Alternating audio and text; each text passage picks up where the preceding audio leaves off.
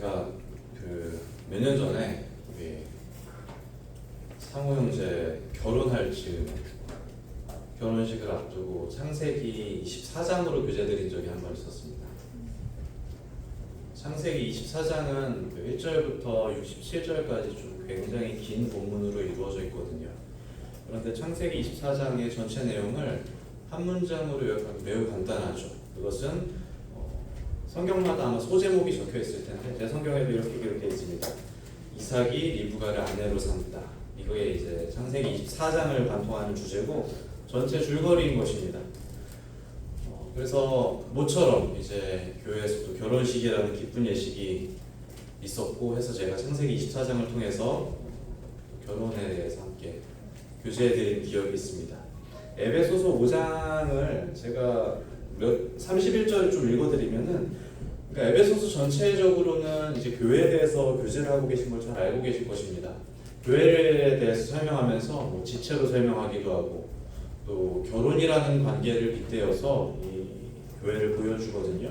근데 에베소서 5장 31절에 기록하기를 그러므로 사람이 부모를 떠나 그의 아내와 합하여 그 둘이 한 육체가 될지니 이 비밀이 크도다. 나는 그리스도와 교회에 대하여 말하노라. 이렇게 설명합니다.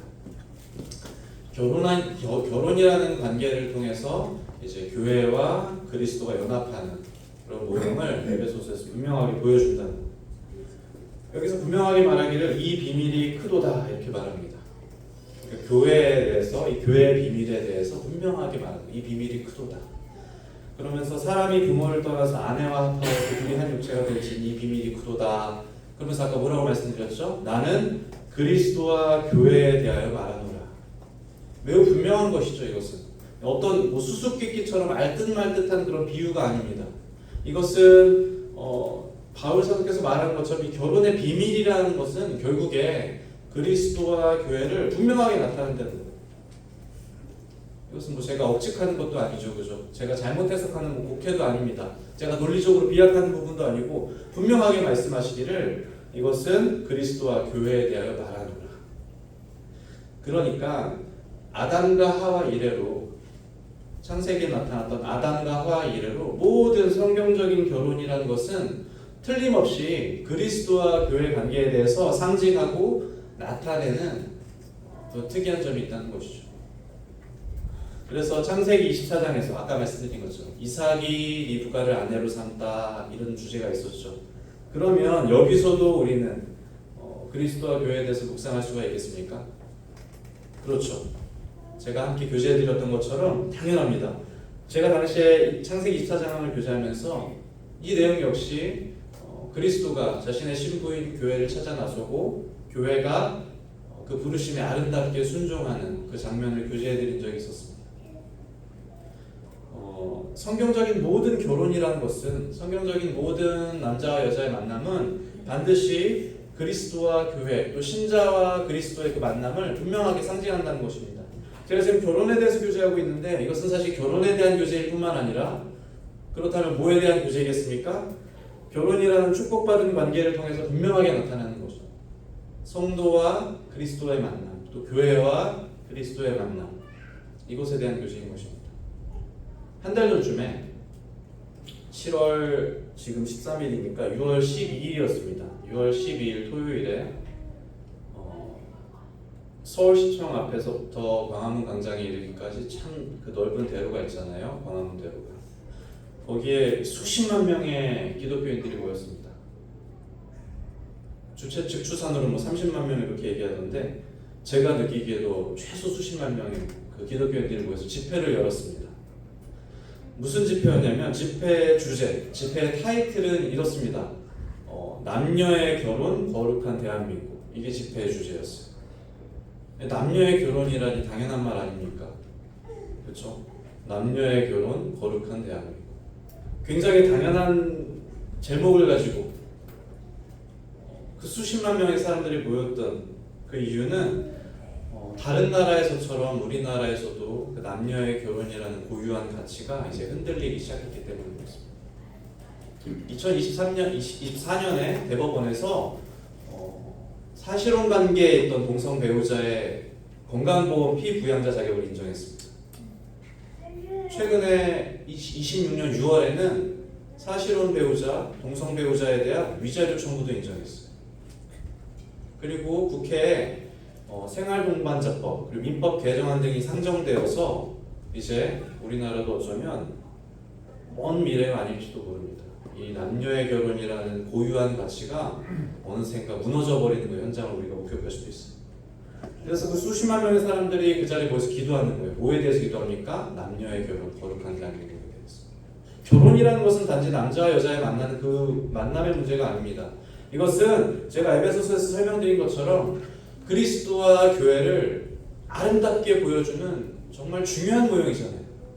자, 그러면 사단이 그리스도와 교회, 그리스도의 신자를 공격하려면 어디서부터 시작하겠습니까? 이 모형을 무너뜨려야 돼요. 결혼제도를 무너뜨리고.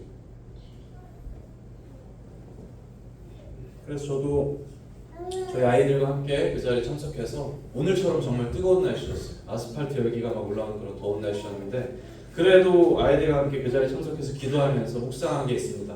이 에베소 5장 말씀이었어요. 교회와 그리스도에서 묵상하면서 다시 한번 결혼이라는 주제, 엄밀히 말하자면 결혼이라는 주제보다는 성도와 그리스도와의 연합입니다. 그리고 신자가 그리스도께 나아가는 그 과정을 말하는 것입니다. 그것을 다시 한번 교제해 보려 합니다. 그래서 오늘은 창세기 24장만큼 아름다운 그런 결혼 간증이 나타나 있는 구약성경 룻기를 찾아보겠습니다. 오늘부터 몇 주 동안 이 룻기에 대해서 좀 차근차근 교제해 보려고 하는데 저는 목적이 있습니다. 먼저는 이 룻기를 함께 교제하면서 아까 말씀드린 것처럼 연합이잖아요. 결혼입니다. 그리스도와 교회, 신자와 교회의 연합입니다. 그래서 첫 번째로는 성도 개개인이 그리스도와의 관계에 있어서 완전하게 회복되기를 원합니다. 혹시나 깨어진 관계가 있다면, 아니면 혹시나 소원해진 관계가 있다면 성도 개개인이 그리스도와의 관계에 있어서 정말로 아름답게 회복되기를 원합니다. 그리고 두 번째로는 아직 그리스도를 만나지 못한 우리 구도자들이 계시다면 이 메시지를 통해서 당신의 교회를 찾아나셨던, 당신의 이른 양을 찾아나셨던 그리스도의 아름다운 부르심에 순종하는 그런 역사가 또 있기를 기대합니다.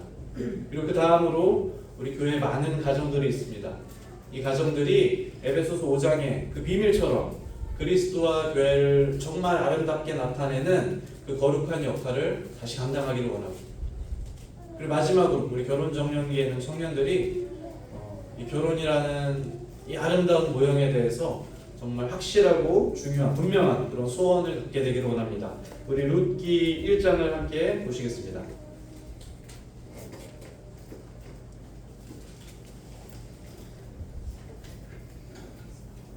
룻기서는 이제 1장부터 4장까지로 구성되어 있죠. 사실 룻기서도 1장부터 4장까지 구성되어 있지만 이것을 한 문장으로 요약하기도 굉장히 명확합니다. 룻기 4장을 한번 보시겠습니까? 룻기 4장 위에 혹시 소제목이 적혀 있으면 한번 읽어봐 주시면 감사하겠습니다. 어떻게 적혀 있죠? 룻이 보아스와 결혼하다. 그렇죠. 룻기서 1장부터 4장까지를 요약하라 그러면 이 문장으로 요약해 주시면 됩니다. 룻이 보아스와 결혼하다. 그러니까 다시 말하면 룻기서 1장부터 4장도 결국에는 결혼 간증이라는 거예요.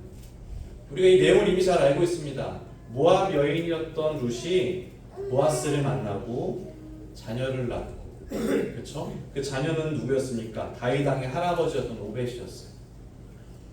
그래서 그 이방 여인이 다윗 왕의 족보로 또 예수 그리스도의 족보로 아름답게 들어오는 그 은혜를 보여주는 것이 룻기서의 내용이잖아요. 결국 룻기는 룻의 이제 결혼 간증임과 동시에 또 무엇을 간증하냐면, 그쵸? 결혼은 결국 무엇을 의미한다고 했습니까? 신자와 그리스도, 교회와 그리스도의 그 모습을 아름답게 보여주잖아요. 룻기서는 룻의 결혼 간증임과 동시에 우리가 은혜 가운데서 그리스도를 만나게 되는 놀라운 사건에 대한 간증인 거예요. 그런 시선을 가지고 우리 함께 룻기서를 보겠습니다. 1장 1절입니다. 사사들이 치리하던 때에 이렇게 시작합니다. 사사들이 치리하던 때. 사사들이 치리하던 때가 도대체 언제냐? 이 1장 1절에 대해서 명확하게 바로 앞절에 있는 사사기 21장 25절이 설명해 줍니다. 사사들이 치리하던 시대를 사사기 21장 25절은 어떻게 묘사하고 있냐면 그때 이스라엘에 왕이 없으므로 사람이 각기 자기의 소견에 옳은 대로 행하였더라. 이게 사사들이 치리하던 때라는 거예요. 이스라엘에 왕이 없었으므로 사람들이 자기 소견에 옳은 대로 행하였더라. 아무도 통제하는 이도 없고, 그렇죠? 어떤 절대적인 선이나 절대 악이나 도덕적 기준도 없습니다. 그래서 사사기에는 굉장히 많은 도덕적 불감증들이 나타납니다. 정말 말하기 힘든 그런 사건들도 사사기에 나타나고 하고 싶은 대로 하는 것이 좋은 것이라고 말하는 시대. 그게 자기 소견에 옳은 대로 행한다는 의미입니다. 내가 하고 싶은 대로 하는 것, 내가 좋아하는 것을 하는 것, 그것이 선이라고 믿는 시대라는 거예요. 참 많이 닮아있죠, 오늘날과. 그렇죠? 오늘날과 참 많이 닮아있습니다.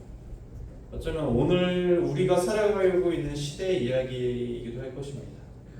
자기 소견대로 행하는 사사들이 치리하던 혼란스럽고 어지러운 시대를 이렇게 단적으로 보여주는 표현인 것이죠. 자, 근데 1장 1절에서 사사들이 치리하던 때에 이어서 또 어떻게 표현하냐면 그 땅에 흉년이 들었다라고 기록합니다. 사사들이 치리하던 때가 어떤 정치적인 어떤 제도적인 불안함을 의미한다면 이제 흉년이라는 것은 어떻습니까? 이것은 경제적인 직접적인 그런 불안을 의미하는 거예요. 외부적으로도 불안한데 이제 내부적으로도 정말 힘들어 죽겠다는 거예요. 참 어둡고 답답하고 막막한 시기일 거예요. 아마 개인에게 누구라도 예외 없이 개개인에게 정말 힘든 시간이 있겠지만 인생에 있어서 정말 어두운 시간을 표현해보라 하면 아마 이런 표현이 될 거예요. 사사들이 치리하던 때 흉년이 들어 위아래로 막 흔들리는 시기거든요. 자, 그런데 이런 시기에 우리 3절에 보면 나오미의 남편 엘리멜렉이 죽었습니다. 그리고 5절에 보면 두 아들이었던 말론과 기리온 두 사람이 다 죽었습니다. 과부가 됐고 두 아들이 죽었어요. 사사들이 치리하던 시기에 흉년도 들었고 남편이 죽었는데 아들이 죽었단 말이에요. 이것을 어떻게 설명할 수가 있겠습니까? 단순히 힘들고 어렵다 이런 수준의 것이 아니죠. 이것은 도저히 헤어나올 수 없는 그런 깊은 절망으로 내려가는 중이에요. 우리 나락 이런 용어도 있잖아요. 정말 나락으로 떨어진 것처럼 어떻게 일어날 수가 있겠습니까? 여기서 가장 깊은 절망이고 가장 깊은 나락으로. 제가 아까 루키는 참 아름다운 결혼 이야기고 그리고 은혜의 이야기라고 설명을 드렸잖아요. 그런데 그 은혜의 이야기야, 아름다운 결혼 이야기가 왜 이렇게 어둡고 절망적인 상황으로부터 시작하냐는 말이에요. 그런데 루키의 이 시작을 이렇게 소망 없는 어둡고 낮은 곳에서 시작하는 이유가 분명하게 있습니다. 그 이유는 무엇이냐면 하나님의 대원칙이기도 합니다. 은혜는 어둡고 낮은 곳으로부터 시작해야 하기 때문에 그렇습니다. 하나님의 은혜는 반드시 가장 낮은 곳, 가장 어두운 곳, 가장 절망적인 곳에서부터 그 은혜가 시작되는 것이죠. 아무런 소망도 없고 기댈 데도 없고 스스로 해결할 수도 없는 그런 처절한 밑바닥에서만 그때야 비로소 하나님의 은혜가 시작된다. 이것을 아마 성도님들 충분히 공감하실 거예요. 왜냐하면 형제 자매님들께서 예수님을 처음 만나셨을 때를 떠올려 보십시오. 우리가 예수님을 처음 만났을 때, 우리 개개인이 예수 그리스도를 우리의 구주로 영접하였을 때, 그때 우리의 모습이 이와 같았습니다. 해결할 수 없는 죄의 문제에 대해서 싸우셨잖아요. 우리가 얼마나 구제불능인지, 우리가 얼마나 답이 없고 막막한 사람들인지 우리는 이미 경험했다는 말입니다. 나의 죄의 문제에 대해서, 나의 옛사람에 대해서, 나의 소망 없는 그런 장래에 대해서 끊임없이 그 죄와 싸우면서 우리는 결국에 어떤 결론을 내리냐면 우리는 아무것도 할 수 없다라는 깊은 절망이 비로소 우리의 결론이 되는 것이죠. 그러면 그때 어떻습니까? 우리는 기꺼이 예수 그리스도를 우리 개인의 구주로 받아들이는 거예요. 우리 자신의 약함에 대해서 분명하게 인정하고 우리 죄의 문제에 대해서 솔직하게 내려놓을 그때, 완전히 좌절하고 완전히 절망할 그때에야 비로소 예수 그리스도가 우리의 구주가 된다는 말입니다. 우리의 무능력함을 완전하게 인정한 그때 그러셨죠, 그죠? 우리 구약 성경에서도 뭐 많이 인용한 그런 말씀이 있죠. 나병 환자가 부정해서 쫓아내잖아요. 그런데 나병이 온몸에 퍼지면 특이합니다. 제사장은 비로소 그를 깨끗하다라고 판정해요. 이것은 구원의 이 모형을 정말 아름답게 보여줍니다. 더 이상 아무런 소망이 없을 때, 우리에게 기대할 것이 아무것도 없을 그때 비로소 정하다는, 이렇게 역설적인 것이 어디 있습니까? 은혜는 그렇게 역설적인 거라는, 은혜는 그렇게 말도 안 되는 것이라는. 생각해 보십시오. 창조주가 어떻게 피조물을 위해서 피조물이 되어 오셔서 십자가 위에서 피조물 손에 죽으실 수가 있겠습니까? 이것은 역설적이다 못해 사람의 생각으로, 우리들의 개인의 판단으로 말이 안 되는 일이잖아요. 누가 글을 쓰라고 하더라도 이렇게 글을 쓰면 말도 안 되는 일이라고 해요. 창조주가 저 개인의 죄를 용서하기 위하여 사람의 몸이 되시고, 그리고 사람들의 손에 의해서 십자가에 달려 돌아가셨다. 그게 오늘날 우리가 은혜라고 부르는 거예요. 십자가의 은혜가, 그 십자가의 은혜가 어떤 순간에 우리를 향합니까? 제가 말씀드린 것처럼 하나님 앞에 우리가 철저한 죄인인 것을 고백할 때에만, 내가 아무것도 스스로 할 수 없는 것을 인정할 때에만, 그때 비로소 우리가 십자가에서 우리를 위하여 돌아가셨던 예수 그리스도를 만날 수가 있는 것이죠. 이것이 저와 성도 여러분들이 오늘날 경험한 은혜라고 불리는 것입니다. 자, 그러면 제가 하나 묻겠습니다. 구원받았을 때 받았던 그 은혜가 오늘 아침도 형제 자매님들의 삶 속에서 그 은혜를 충분히 경험하고 계십니까? 구원받았을 때 한번 경험한 그 은혜 말이에요. 하나님의 은혜라는 것이 오늘도, 내일도, 매일의 삶에서 우리에게 충만하게 역사하고 있냐는 말이에요. 제가 아까 은혜는 어떨 때 임한다고 그랬죠? 은혜는 낮은 곳으로, 그죠? 은혜는 낮은 곳에서 시작합니다. 가장 어두운 곳에서. 그러면 이 질문을 바꿔보면, 우리가 오늘 은혜를 충분히 경험하고 있습니까? 이렇게 물어봤잖아요. 그 말은 무슨 말입니까? 우리는 오늘도 충분히 낮아지고 있습니까? 우리는 오늘도 구원받았던 그때처럼 주님 앞에 아무것도 할 수 없는 연약한 점을 충분히 인정하고 있습니까? 우리는 그리스도 앞에 나 자신이 무능력하고 무가치하고 하나님 복음 앞에 아무것도 아닌 자임을 솔직하게 인정하고 있습니까? 이것에 대한 질문. 우리가 은혜를 경험하고 있습니까? 은혜를 느끼고 있습니까? 이것은 우리가 얼마만큼 낮아져 있는가에 대한 질문인 것이죠. 저는 오늘 이 설교를 떠나서도, 성도님들이 예배를 떠나서도 우리의 모든 삶의 순간에 정말 창조주의 넘치는 은혜가 충만하게 임하기를 기도합니다. 아멘이십니까? 네. 아멘이시죠. 그러면 단 한 가지 조건이 있다라는 거예요. 은혜는 낮은 곳으로 임한다는 거예요. 은혜는 가장 어두운 곳으로, 가장 겸손한 곳으로. 그러면 우리가 처음 구원받았을 때처럼, 우리가 예수 그리스도를 우리의 구세주로 처음 인정했을 때처럼 우리가 아무것도 스스로 할 수 없는 자임을 분명하게 인정해야 된다. 그것이 우리가 은혜를 경험하는 가장 분명하고 확실한 조건이라는 것입니다. 누군가를 사랑하는 것을 우리가 할 수 있습니까? 아니, 절대 못해요. 예수 그리스도를 사랑하는 것을 우리 능력으로 할 수 있다고요? 절대 그럴 수 없습니다. 교회를 섬기는 것, 어떤 사역을 하는 것, 봉사하는 것 하실 수 있겠습니까? 결단코 못해요. 경건한 삶을 우리가 할 수 있습니까? 기도하는 삶을? 절대 못합니다. 그런데 누구는 할 수 있습니다.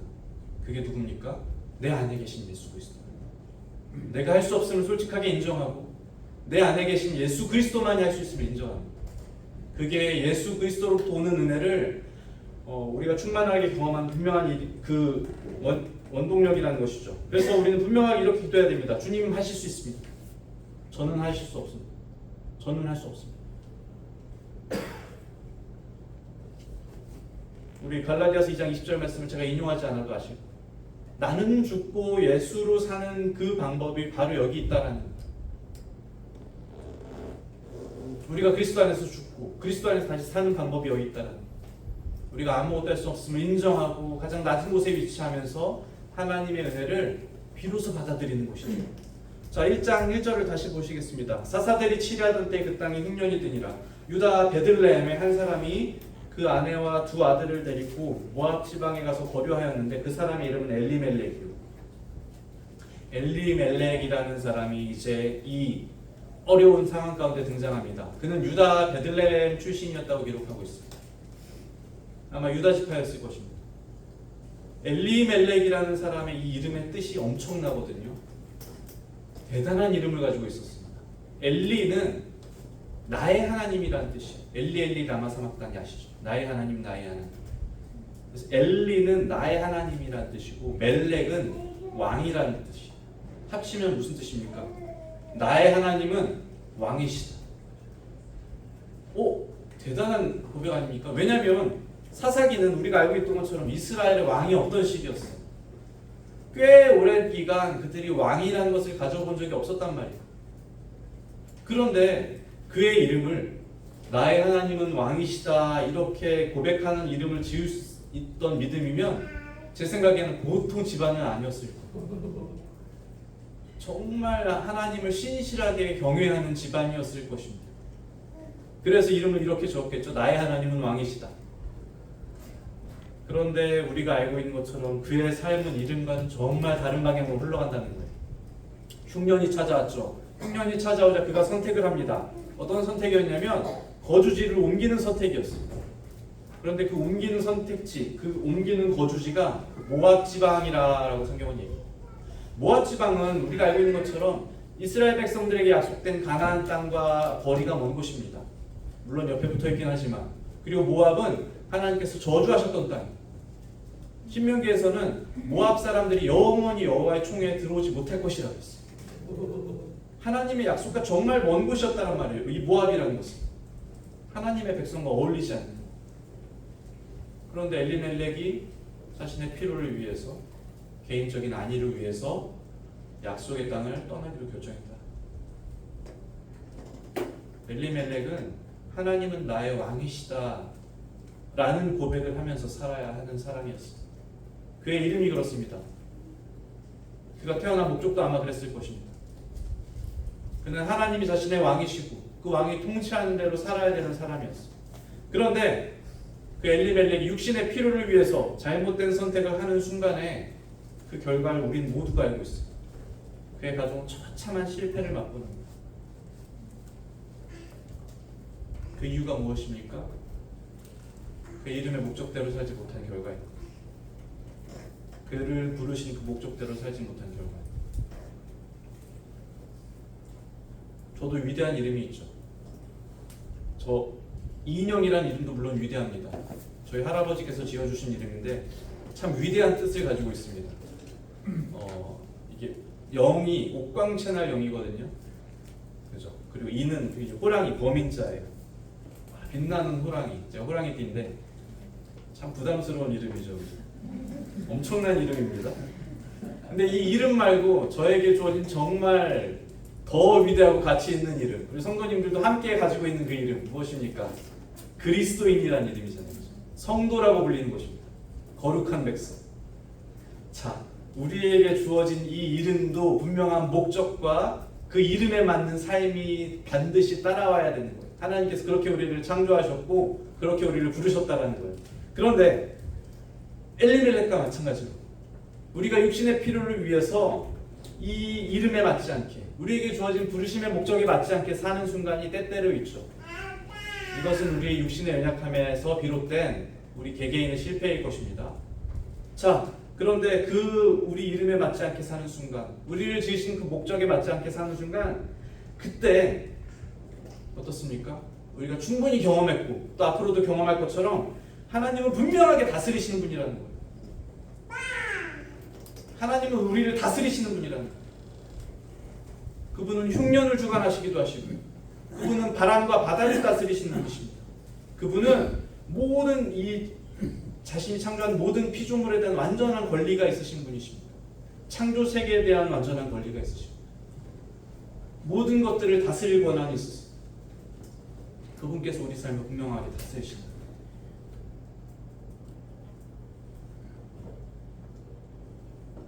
제가 이런 말씀 가끔 드리면은 이런 질문들이 있습니다. 형제님, 그러면은 우리 삶에서 경험하는 모든 다스리심, 우리가 경험하는 모든 징계가 불순종의 결과입니까? 아니요, 그렇진 않습니다. 하나님의 다스리심은 우리의 생각과 이유를 초월하죠. 그런데 분명한 게 하나 있어요. 하나님께서 모든 불순종은 반드시 다스리신다. 모든 다스리심이 불순종의 결과는 아닙니다. 그렇지만 모든 불순종에 대해서 그분은 분명하게 다스리실 거예요. 그것은 때와 시기와 방법의 문제이지 하나님은 그것을 분명하게 통치하고 자신의 주권을 주장하실 것입니다. 왜냐하면 우리가 그분의 소유가 되었기 때문에 그렇습니다. 우리가 우리의 소유물에 대해서 권리를 주장하는 것처럼 이제 하나님은 우리에 대한 완벽한 권리가 있으시다는 말입니다. 엘리멜렉은 이 이사라는 문제를 가지고, 거주지를 옮기는 문제를 가지고 어떻습니까? 그는 신앙의 판단이 아니라 육신적 판단을 내렸어요. 그는 여기서 기도하지 않았어요. 그는 여기서 자신의 이익을 추구했어요. 하나님의 영광을 추구하지 않았습니다. 그가 만약에 정말로 영적으로 깨어 있었다라면, 그 이름의 뜻대로 하나님이 나의 왕이다라고 고백하는 삶을 그가 살고 있었다라면, 흉년이 들었을 때 그는 오히려 이 흉년 앞에서 기도했을 거예요. 그리고 이 흉년에 담겨진 하나님의 뜻에 대해서 구했을 것입니다. 그래서 민족의 죄악과 자신의 죄악에 대해서 회개하고 하나님께 돌아오기로 선택했을 거예요. 그런데 그는 그렇지 않았어요. 그는 영적으로 깨어있지 못했고 잘못된 선택으로 접어들었다라는 거예요. 이 순서를 반드시 기억하시길 바랍니다. 어떤 순서냐면 그가 깨어있지 못해서 잘못된 선택을 했고, 그리고 하나님께서 그를 다스리신다는 거예요. 우리 삶에 존재하는 크고 작은 수많은 선택의 순간이 있습니다. 정말 많은 것들을 결정하며 살아갈 것입니다. 여기에는 거주지를 옮기는 문제지만 우리도 거주지를 옮기는 문제 가지고 고민하던 때가 있죠. 또 우리 진로를 결정하는 문제, 우리 배우자를 결정하는 문제, 뭐 자식의 어떤 중요한 것을 결정하는 문제, 또 내가 사업상에 어떤 거 중요한 것을 결정하는 문제, 이런 것들은 중요한 문제예요. 그 외에도 작은, 무수히 작은 선택들이 우리 삶에 지나갑니다. 그죠? 살까 말까? 굉장히 작은 선택이지만 그런 선택과 이 무수한 많은 결정 가운데서 그 순간이 최선이 되도록 하는 방법이 여기 있어요. 그게 무엇인지 아시겠습니까? 우리 삶에 존재하는 크고 작은 수많은 선택과 결정의 순간이 최선이 되도록 하는 방법, 그것이 무엇이냐면 어떤 선택을 하는지가 중요한 것이 아니라 내가 지금 어떤 상태인지가 중요하다. 내가 지금 하나님과 충분히 교제하고 있는 거야. 내가 지금 하나님의 음성을 충분히 들을 수 있는 상태인지, 내가 지금 하나님과 기도하고 있는 상태인지가 중요하다는 거예요. 그것이 우리의 선택을 더 가치 있고 더 아름다운 선택으로 분명하게 변화시켜 주는 거예요. 우리 사랑하는 청년들은 제가 여러 번 말해서 알 수 있을 거예요. 제가 청년들이 가끔 중요한 문제를 가지고 상담할 때, 청년들에게 중요한 문제가 뭐가 있겠습니까? 이성 문제, 또 진로 문제, 학업 문제, 그런 것들이죠. 제가 그때마다 얘기합니다. 뭐냐면 최선의 선택은 어디서 말미암냐면 반드시 최고의 믿음에서 말미암아요. 어디 갈지 어떤 걸 갈지 그게 중요한 게 아니에요. 그것보다 중요한 건 내가 지금 하나님과 교제하고 있는가에 대한 문제. 혹시나 중요한 결정을 해야 되는 순간에, 우리가 만약에 우리의 인생에 있어서 정말 중요한 결정을 해야 되는 순간에 하나님과의 관계에 있어서 멀어져 있는 것을 느낀다면 그때는 그 결정을 미뤄야 돼요. 왜냐하면 반드시 엘리멜렉처럼 실수할 가능성이 커진다는 거예요. 어떻게 해야겠습니까? 하나님과의 관계를 먼저 해볼게요. 그 다음에 결정하시고. 그것이 맞는 순서 아닙니까? 그리스도인들에게. 세상 사람이면 아무래도 상관없습니다. 그렇지만 그리스도인들에게, 성도에게 그것이 정말 올바른 순서 아닙니까? 내가 주님과 충분히 교제하고 있다면 그때는 걱정하지 마십시오. 그때는 하나님께서 반드시 우리를 그분이 원하시는 길로 인도하실 거예요. 우리의 선택과 우리의 결정을 그분께서 가장 좋은 길로, 가장 좋은 곳으로 변화시켜 주실 것을 분명하게 신뢰하시길 바랍니다. 우리 3절을 보시면 나오미의 남편 엘리멜렉이 죽었죠. 그래서 나오미와 그의 두 아들이 남았습니다. 자, 그래서 4절에 그들은 모압 여자 중에서 그들의 아내를 맞이하였다라고 나옵니다. 여기서 이제 문제가 발생하는 거예요. 우리가 어쩔 때 혹여나 신앙적으로 잘못된 선택을 하게 되는 순간들이 있죠. 있습니다. 있을 수 있습니다. 저도 그랬고 또 앞으로도 그럴 수 있습니다. 그런데 알아채는 즉시 이것이 잘못된 선택이라는 것을 직감적으로 우리 양심적으로 알아채는 즉시 우리는 그때 돌아와요. 우리가 그것을 회개라고 부릅니다. 그런데 여기서 지체하는 순간에 어떤 일이 벌어지는 줄 아십니까? 우리는 틀림없이 또 다른 잘못된 선택을 하게 됩니다. 잘못된 선택에 의해서 또 다른 잘못된 선택으로 이어지는 거예요. 모압으로 이사 갔던 게 첫 번째 잘못된 선택이었다면 두 번째 잘못된 선택은 무엇입니까? 두 아들을 모압 여자와 결혼시킨 게 있어요. 이것은 하나님의 율법과 완전히 대치된 일이죠. 엘리멜렉의 불신앙으로 말미암아 어쨌든 모압으로 갔어요. 그가 사망했습니다. 그렇다면 나오미는 다시 우상의 땅을 떠나서 약속의 땅으로 돌아오기를 선택해야만 했습니다. 그렇지만 그러지 못하고 다시 잘못된 선택을 하는 거예요.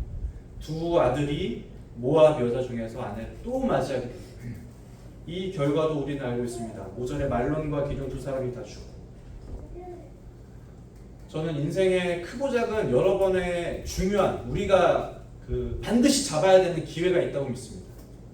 하나님께서 우리에게 주시는 그 기회가 있다고 믿어요. 그 중에 가장 중요한 기회가 뭐냐면 우리가 적시에 예수 그리스도를 만나는 거예요. 성도님들께서는 적시에 예수 그리스도를 만나는 그 중요한 기회를 잡으셨습니다. 맞죠? 우리는 그리스도께서 우리에게 주신 그 기회를 정말 은혜로 말미암아 감사하게 그 기회를 얻게 되었어요. 그래서 우리가 오늘날 그리스도인으로 또 성도로서 존재하는 것입니다. 그렇다면 때때로 우리 연약함으로 말미암아서 우리가 길을 잘못 접어드는 순간에 우리가 잘못된 선택을 하게 되는 순간에 그때마다 반드시 하나님께서 우리를 다시 돌아오게 만들 수 있는 기회들을 주실 거라고 믿어요. 그럼 그 기회들을 우리가 어떻게 해야겠습니까? 그 기회들을 분명히 소중하게 생각하시길 바랍니다. 어쩌면 오늘 제가 들은 이 말씀이 그 기회 중에 하나일 수도 있어요. 그럼 이 기회를 분명하게 소중하게 생각하십시오. 기회를 잡아야 될 때 잡지 못하면 하나님께서 우리를 분명하게 다스리시죠. 잘못된 선택은 잘못된 선택으로 이어집니다. 그리고 이것은 우리를 부르신 그 목적에서 우리를 완벽하게 분리시켜버려요. 6절 함께 보겠습니다.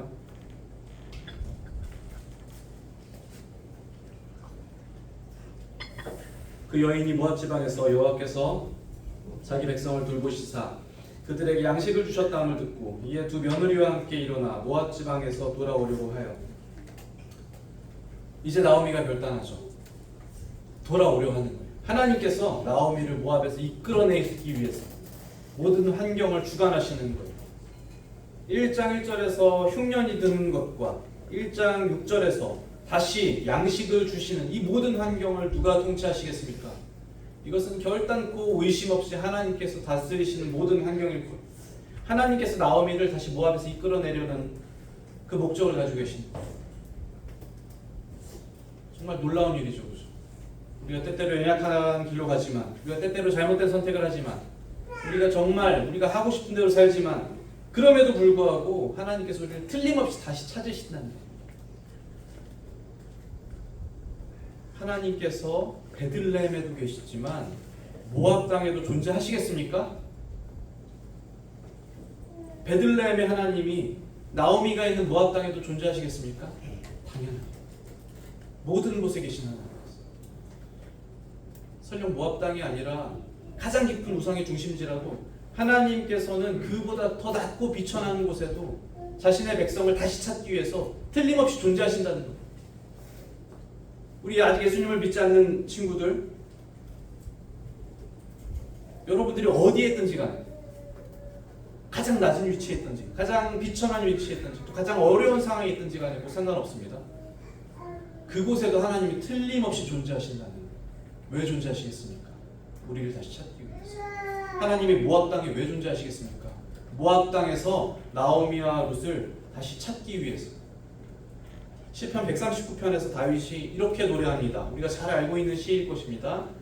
제가 읽어드리자면 내가 주의 영을 떠나 어디로 가며 주의 앞에서 어디로 피하리까. 내가 하늘에 올라갈지라도 거기 계시며 수월에 내 자리를 펼지라도 거기 계십니다. 내가 새벽 날개를 치며 바다 끝에 가서 거주할지라도 거기서도 주의 손이 나를 인도하시며 주의 오른손이 나를 붙드시리이다.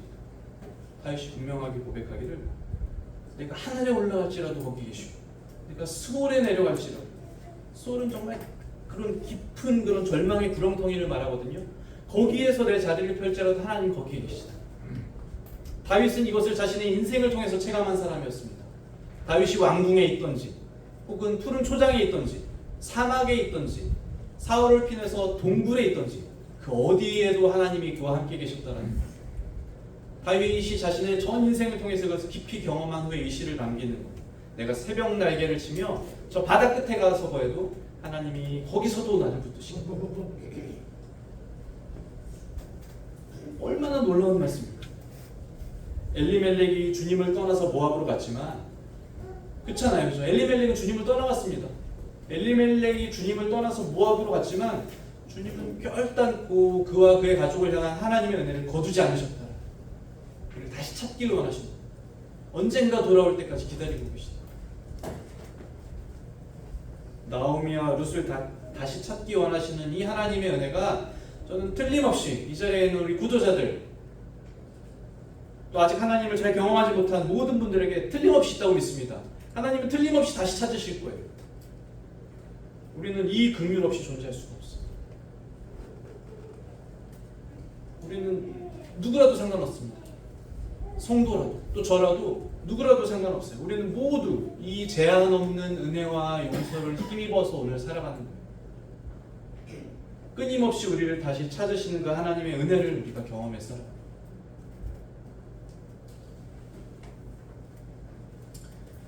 혹시나 성도님들께서 언젠가, 지금도 그러고 계실 수도 있습니다. 언젠가 깊은 절망이나 좌절이나 그런 어두운 구렁텅이에 놓이게 되신다면 이 우리를 부르시는 이 음성을 분명하게 기억하시길 바랍니다.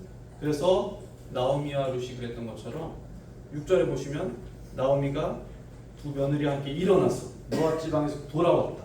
있던 곳에서 나왔다. 이런 표현을 쓰죠. 그때 그 절망의 구렁텅이 가운데, 그 불신앙의 구렁텅이 가운데서 우리가 일어나서 나오는 능력이 분명하게 우리 모두에게 있게 되길 원합니다. 이제 나오미가 모압을 떠나서 베들레헴으로 향합니다. 7절에 있던 곳에서 나오고 두 며느리도 그와 함께하여 유다 땅으로 돌아오려고 길을 가다가, 나오미가 이제 모압을 떠나서 베들레헴으로 향하는 거예요. 그렇게 먼 거리는 아니었습니다. 우리나라 오늘 우리 거리로 따지면은 한 40-50km 될 것 같아요. 그렇게 먼 거리는 아니지만 어쨌든 꽤 힘든 여정이었을 것입니다. 자, 이 거리를 거쳐서 이제 베들레헴으로 가는 거예요. 두 며느리 중에 오르바라는 사람은 돌아갔습니다. 원래 모압 여자잖아요. 다시 모압 땅으로 돌아가는 거예요. 그렇지만 룻은, 이 이야기의 주인공인 룻은 나오미를 쫓아서 베들레헴으로 돌아오는 거예요. 그래서 마침내 목적지에 도착하죠. 19절을 보시면 이에 그 두 사람이 베들레헴까지 갔더라. 네, 모압을 떠나서 19절에서 도착합니다. 베들레헴에서 나오미와 룻은 수많은 사람들의 조롱과 수군거림을 마주해야 돼요. 사람들이 막 물어보는 거예요. 야, 얘가 나오미니? 이 말은 사실 그냥 물어보는 게 아니라 조롱도 섞여 있는 거예요. 나오미라는 이름 뜻이 기쁜, 즐거움 이런 뜻이잖아요. 야, 얘가 즐거운 사람이니? 얘가 기쁜 사람이냐? 이런 수많은 수군거림들 어떻겠습니까? 10년 전에 고향을 떠나서 우리 잘 살 거야 하고 나갔는데 과부가 돼서 돌아왔어요. 두 아들도 잃었어요. 얼마나 사람들이 수군거리고 얼마나 사람들이 조롱했어요. 어쩌면 이 사람들은 모압에서의 삶이 더 편했을 수도 있어요. 그렇죠? 왜냐하면 성경에서는 이 사람들이 모압에서 10년 정도 살았던 것으로 기록하거든요. 그동안 그들이 모압 땅에서 이룬 것도 있을 것이고 10년 동안 닦아둔 기반도 있었을 거예요. 충분한 그런 어떤 삶의 터전이 이미 모압 땅에 마련되어 있을 것이라. 그런데도 불구하고 사람들의 따가운 눈초리를 견디면서 그녀가 돌아와야 됐다고. 왜 그렇습니까? 왜 그녀가 이 땅에 다시 돌아와야 합니까? 왜냐하면 하나님께서 이 가정에 계획하신 것이 분명하게 존재하기 때문에. 하나님께서 이 나오미와 룻의 가정에 계획하신 것이 분명하게 있었어요. 그리고 그것은 나오미와 룻이 베들레헴으로 돌아갈 때에만 완성되어지는 것입니다. 그렇기 때문에 그녀가 반드시 돌아와야 됩니다. 하나님은 어떤 방식으로도 그녀를 다시 이곳으로 이끌었을 것입니다. 저는 틀림없이, 저도 그렇지만 우리 앞에 계신 모든 성도님들에게 하나님의 특별한 계획이 있다고 믿습니다. 제가 아까 인용했던 시편 139편에 다윗이 어떻게 기록하냐면, 하나님이여 주의 생각이 내게 어찌 그리 보배로우신지요, 이렇게 말해요. 그러면서 그 수가 어찌 그리 많은지요. 내가 세려고 할지라도 그 수가 모래보다 많도소이다. 다윗이 가만히 묵상해 보니까 자기를 향한 하나님의 계획이 셀 수가 없다라는 거예요. 너무 보배로워서 이걸 견딜 수가 없다라는 거예요. 모래보다 많다는 것을 다윗이 믿음의 눈으로 바라봤다. 다윗에게만 그렇겠습니까? 아니요, 결코 그렇지 않아요. 저는 저에게도 그렇고, 저의 가족들, 저의 아내에게도 그렇고, 저의 자녀들에게도 그렇고, 뭐 잘 이해되진 않습니다만 하나님의 그런 보배로운 계획이 가득하다는 것을 믿음으로 확증합니다. 믿음으로만 가능한 일이에요. 형제 자매님들에게도 하나님의 셀 수도 없는 계획이 있다는 것을 분명하게 믿으시길 바라요.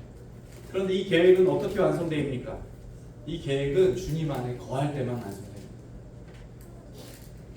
하나님의 이 보배로운 계획, 셀 수도 없는 이 하나님의 생각들은 하나님 안에 거할 때만 비로소 완성되어지는 하나님의 뜻이라는 것입니다. 그래서 하나님이 다시 나오미와 룻을 베들레헴으로 부르는 거예요. 돌아오는 길은 쉽지 않죠. 나오미와 룻도 마찬가지일 것입니다. 근데 어쨌든 그녀들은 돌아왔어요. 돌아와야만 했습니다. 혹시라도 아직 예수 그리스도를 믿지 못해서 회개에 주저하시는 분이 있다면 계속 망설이는 이유가 뭐예요? 돌아오는 길이 쉽지 않다는 것을 우리는 다 알고 있어. 참 망설이게 만드는 많은 조건들이 있단 말이야. 사람들의 눈초리, 내가 이루고 싶은 것들, 나의 평판, 뭐 나의 꿈, 이런 것들이 정말 우리의 그 회개를 망설이게 만든다. 근데 뭐가 중요한지 분명히 하실까요? 뭐가 중요합니까? 그리스도 안에서만, 예수 그리스도 안에서만 우리를 향한 그 하나님의 계획이 완전하게 된다는 것을 분명하게 기억하기를 바라겠습니다. 우리 2장부터는 제가 다음 시간에 하려고 했는데 2장 1절만 볼게요. 2장 1절에 보면 나오미의 남편 엘리멜렉의 친족으로 유력한 자가 있으니 그의 이름은 보아스더라. 22절에 보면 이제 베들레헴에 도착했잖아요. 나오미가 모압 지방에서 그의 며느리 모압 여인 룻과 함께 돌아왔는데 그들이 보리 추수 시작할 때 베들레헴에 이르렀더라. 이제 도착했거든요. 근데 2장 1절에서 나오미의 남편 엘리멜렉의 친족으로 유력한 자가 있으니 그 이름은 보아스더라. 베들레헴에 도착한 나오미와 이 룻 앞에, 그리고 독자들 앞에 한 사람이 이제 소개를 당당하게 탁 튀어나오거든요. 우리는 잘 알고 있습니다. 이 보아스라는 사람이 이 룻기의 결말에 있어서 룻을 구원할 구속자인 것을 잘 알고 있습니다.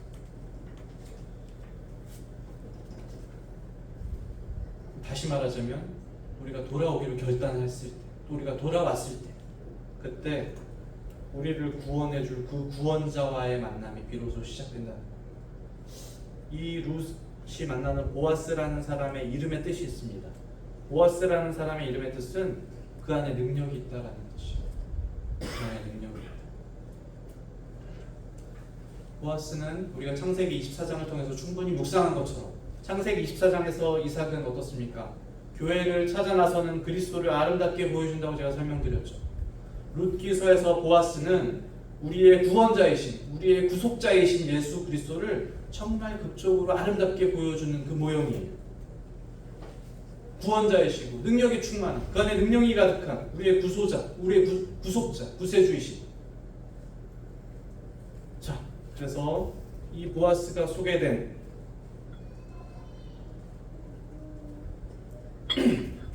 이 시점에서 1장을 다시 정리하면서 오늘 교재를 마무리하겠습니다.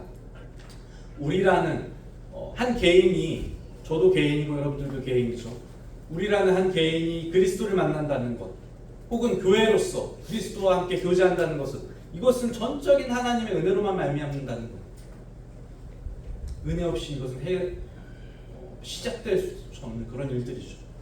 룻기에서 함께 보신 것처럼 가장 어두운 가운데 우리를 찾아오시고 가장 낮은 자리에 있는 우리를 만나길 원하시고 혹여나 언젠가 우리에게 이런 시기가 있다면 가장 어둡고 가장 절망적인 시기가 혹여나 우리에게 있다면 그때는 정말 하나님의 가장 큰 은혜를 경험할 수 있는 시기인 줄로 믿으시길 바랍니다. 그때 하나님의 은혜를 경험하실 수 있으십니다. 이 위대한 만남은 언제 시작됩니까? 우리가 모압 땅에서 나오는 그 순간에 시작됩니다.